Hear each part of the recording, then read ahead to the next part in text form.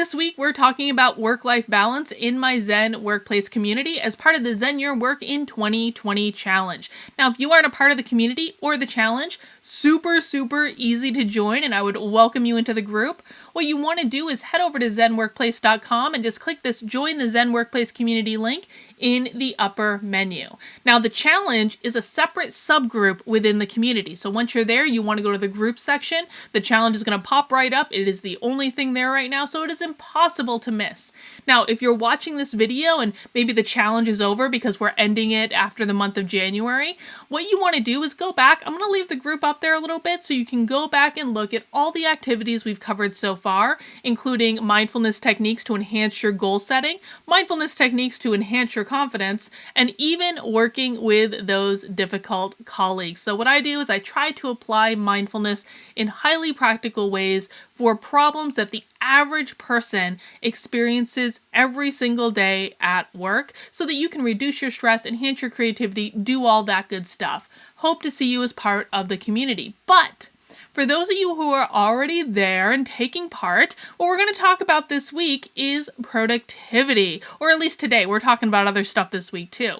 So productivity is a key part of enhancing your work-life balance because the more productive you can be at work, the easier it's going to be for you to kind of let go and find that greater balance in your personal life. The reason that most people are bringing their computers home every single night, answering email at all hours, it's not because their office or their boss or anyone has put a gun to their head and said, you have to do this. That's just not the case. They're doing it because they're not getting as much done as they would like to during the day. So we want to make ourselves aware of what are these energy sucks, what are these time sucks that come up at work that pull us away from doing the things that we should be focusing on. And so we've got a couple studies to look for. Now, I'm not going to lie, this website is a little bit flip. It's not necessarily the best source for like high quality information, but the reason I'm looking at this study is this article is they've aggregated a couple different studies into it. So we're going to be able to look at data from different sources and some pretty credible sources to help us understand what is sucking our productivity away at work. This is the most shocking statistic for me. Research suggests that in an average 8-hour day, the average worker is only productive for 2 hours and 53 minutes, less than 50% of the time that you spend at work. According to recent research from the Bureau of Labor Statistics, the average office worker clocks in at 8.8 hours of work a day. However, a recently released study in 2018 of 2,000 full-time office workers revealed that most of us are not actually working the majority of the time. In fact, we work for less than 3 hours, 2 hours and 53 minutes on average to be exact. A separate 2007 study by Workfront concluded that 39% of the workday is spent on actual work. So we've got corroborating evidence here from a few sources that basically tell us that less than 50% of the time that we spend at work, we're actually focusing on productive work activities. So what are we focusing on for the rest of that time? Well, according to the Bureau of Labor Statistics study, the most common unproductive workday activities include browsing news websites an hour and 5 minutes, checking social media 44 minutes, discussing non-work activity with coworkers 40 minutes. I've got a separate video coming up later today on that specific topic. Searching for new jobs, 26 minutes, smoking breaks, 23 minutes, making phone calls to spouse or friends, 18 minutes, making coffee or hot drinks, 17 minutes. I call BS on that one. I think people are spending way more time on making coffee than 17 minutes. At least I know I was. Text messaging, 14 minutes, eating snacks, 8 minutes, making food in the office, 7 minutes. This just in. Procrastination is an art form. More statistics on workplace productivity. Inspired employees who feel a personal investment in the mission of the workplace may be up to 125% more productive than satisfied employees and produce 2.25 times more output, according to a recent study by Harvard Business Review, or probably published in Harvard Business Review. According to a research study on optimal workplace environments by Canada Life Insurance Group, 70% of workers feel the flexible working aids their productivity. One Stanford study found that remote workers studied were 14% more productive on average than commuting counterparts. Office workers tend to spend on average 31 hours per month in meetings, according to a study from Elysian. Over the course of 17 weeks, fantasy football allegedly cost workers and companies over $14 billion in lost productivity. That also correlates with an article I'm going to be talking about later today. And the average American spends the duration of 2 full workdays on Facebook each month, according to an assessment by ComSource. So all of this really makes sense to me. I mean, what I'm trying to articulate here is that even if you have hyper-focused moments at the workplace, you're probably not as productive as you could be because you're doing all this other stuff. Now, I don't necessarily think that you should be head down for 8 solid hours during the day when you're at work. That doesn't make sense. People need to get up. They need to take those breaks, particularly certain work styles. Some of them need to work in very short sprints, and their overall productivity might actually benefit from taking really frequent breaks and maybe even going on Facebook for a couple minutes or going on a news site or doing whatever they want to do before getting back to it. So the argument is not that head down for 8 hours, don't get up from your desk. No. This is simply about being mindful of where we're putting our energy and being honest with yourself about what are some of those things that you're doing that maybe are just a waste of your time. Now, I'm going to give you a suggestion, and they don't cover it here. Maybe they're putting it in this discussing non-work activities with coworkers category. But I'm going to give you a suggestion about one of the easiest things I think that people can eliminate in order to enhance that productivity. And that's time spent on gossip and drama and all these things. So a surprising new workplace study reveals who the real gossipers are in the workplace. And this was actually, I found this really interesting. This was a study from Office Pulse, a network of nearly 12,000 elevator displays in office buildings. So those movie things that you see when you're in the elevator. They studied how much time people were spending on gossip and what the breakdown of the demographics of who those people were. On average, American workers spend about 40 minutes per week gossiping. I actually think it's much higher than that. I think people gossip without really thinking about it or really understanding how much time they're dedicating to it. So I'm going to take a gander come on, less than 10 minutes per day. Be honest with yourself a second, please. I don't believe that for one red second. More than half of men, 55%, admit to gossiping, while 4 in 5, 79% of women chat at the office. However, men prove to be the bigger blabbermouths. They spend about 1 hour a week talking about the juicy stuff, compared to women who gossip just over 30 minutes. Again, I call BS on that one. I do not believe that for one red second. Millennials are the most likely to gossip at work, followed by Gen X and Boomers. That makes sense to me. So I think the younger you are, the more likely you are to kind of engage with the nonsense. And the older you are, you run out of F's to give, and you know it's a big waste of time. Nearly 1/3, 30% of professionals said that their boss has specifically asked them for gossip to learn about workplace issues. I 100% agree with this one. I hear from people all the time about their managers trying to dig into the dirt and figure out what's going on by getting employees to rat on each other. It's just, that's not good. If you're a manager, don't do that crap. Build trusting relationships with your people. Talk to your people. Oh my God, this is not that hard. More than a quarter, 29% said that office gossip is their main source of information about workplace news. Isn't that sad? 29% of people said that gossip is how they learn about workplace news. Why aren't organizations communicating more transparently with their people? It blows my mind. So in this case, listen, If your main source of news about what's going on in your workplace is legitimately gossip, then this is your office's fault. And if you're a leader in these types of offices, maybe this is a good thing to survey your employees about.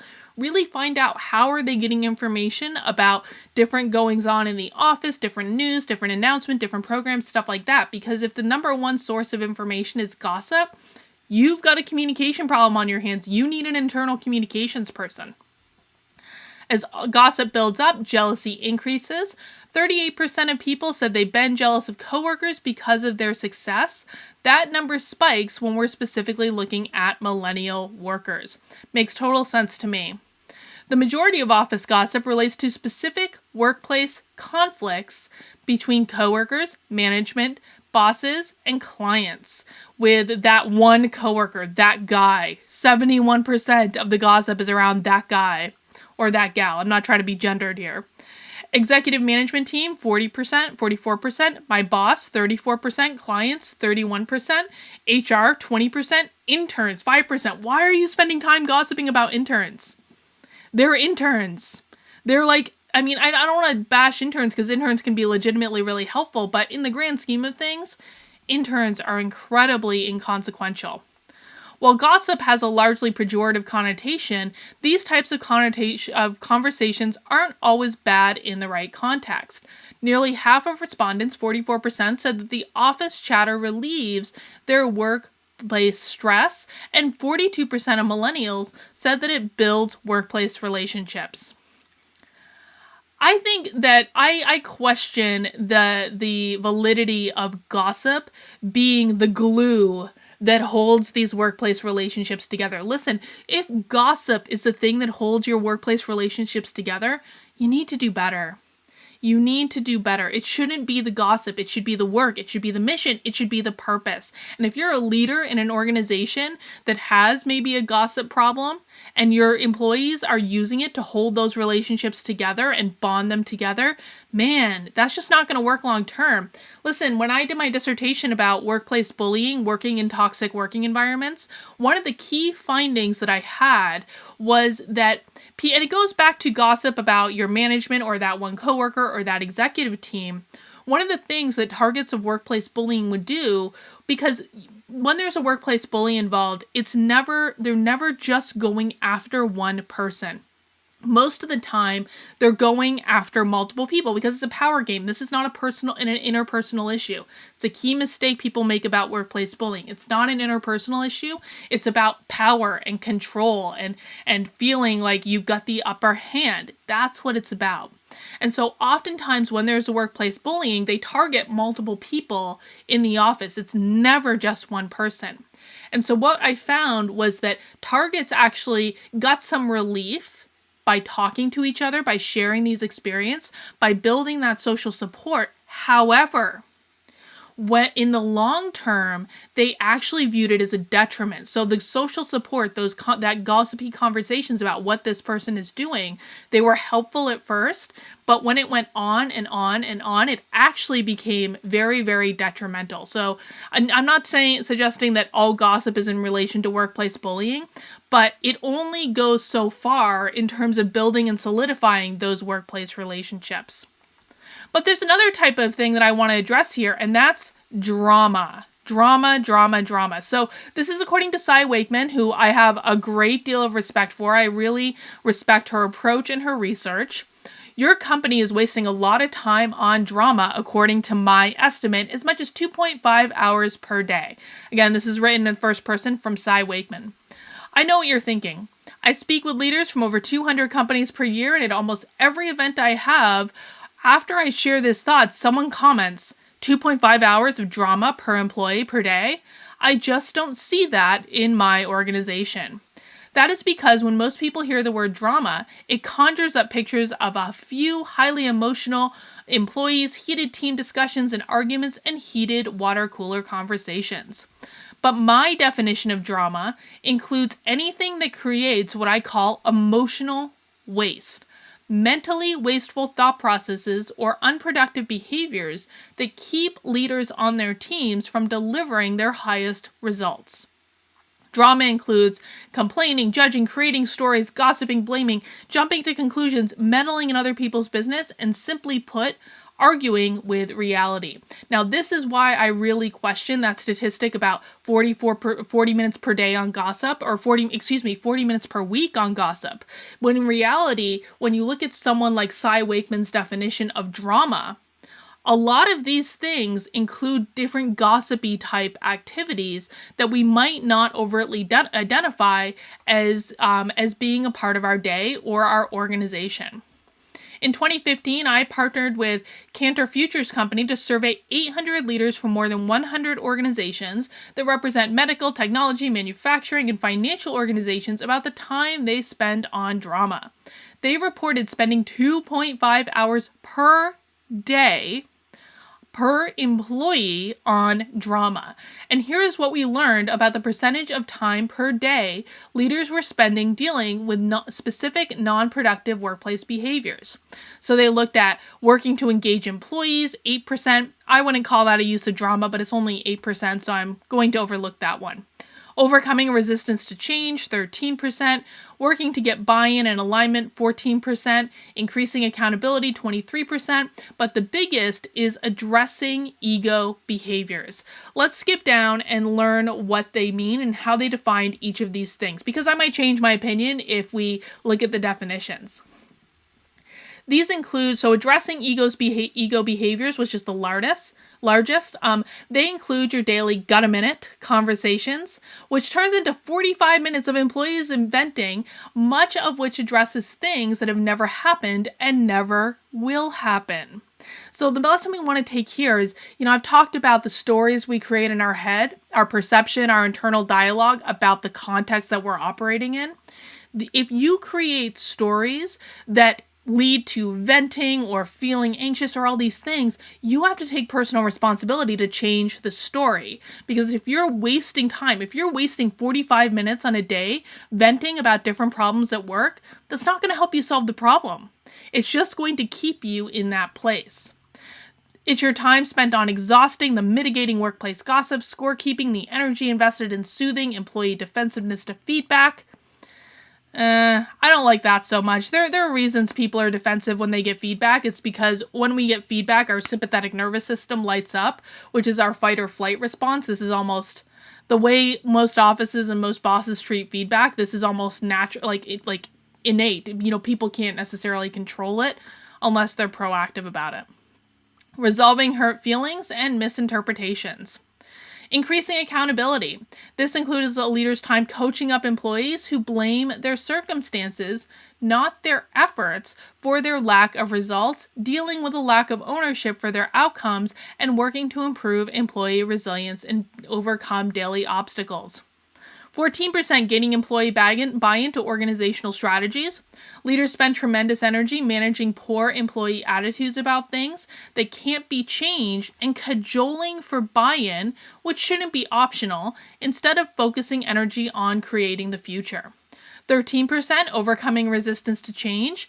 Many leaders believe the myth that change is hard. I have opinions on that. We'll get to that in a sec. Research shows us that change is only hard for the unready. That's not true. Thus, many leaders are worn out from endless attempts to convince employees to try new approaches and bargaining to get people on board with changes in the organization. Now, here's why I say this is not true. This is a work style issue. People in leadership positions tend to, not universally, but tend to have a work style that is much more adaptable, much more open to just trying new things and seeing what sticks and moving quickly and maybe breaking things along the way. The people that we perceive as resistant to change are much more likely to want to slow down and think about problems and think about possible things that could come up to cause trouble before moving forward. Now, employees in their literally exact opposite work styles, right? So that the most common leadership work style that we see is exactly the opposite of a work style that we might see from someone who we would characterize as resistant to change. I'll do another video on that at some point. But the moral of the story here is that I don't believe they're unready. I do believe time needs to be dedicated to these sorts of things, and people need to do what they need to do in order to get themselves to a place of buy-in quickly. On this, she and I completely agree. Working to engage employees is 8%. Engagement, much like happiness, is a choice. Yes.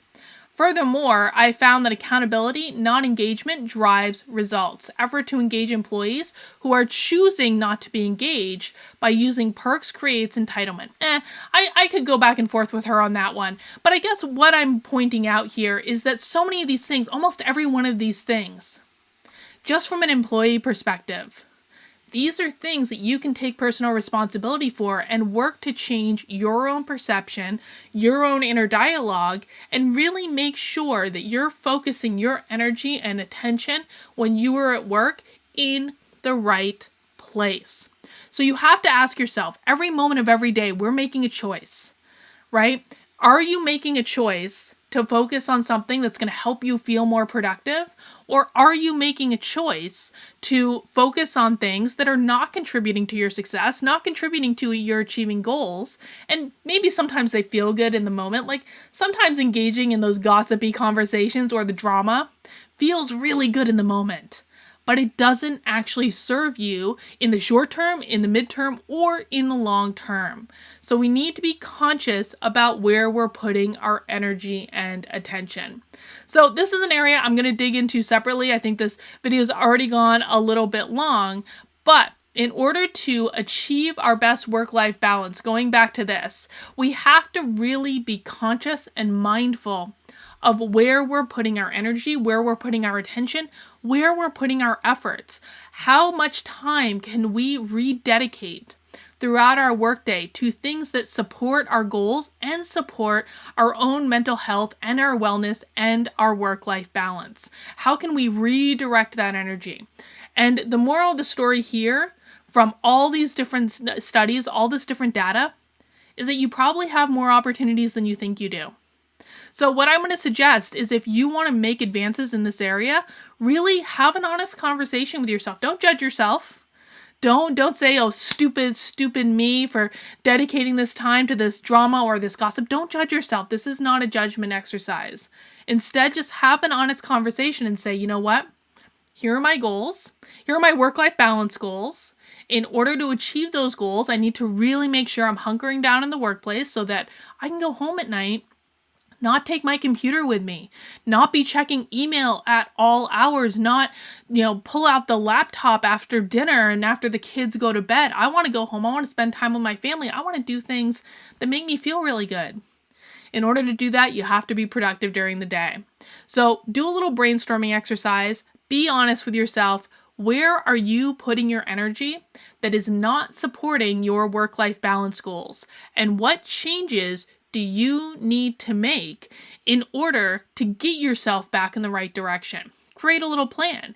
And then you have to be disciplined. Hold yourself to what you say you want. Hold yourself accountable to honoring the priorities that you've made. Listen, I promise you, one of the number one drivers of job satisfaction, and I hate the term job satisfaction for many reasons, but if you want to be happy at work, one of the number one drivers of that is getting your work-life balance in order. But you are the keeper of that. You are the only one that can do it. So you have to make a plan, and then you have to be disciplined and follow through on it. I promise you, if you can do it for like 30 days, it's going to be hard in those 30 days. But once you hit that 30-day mark, if you're consistent, it gets so much easier.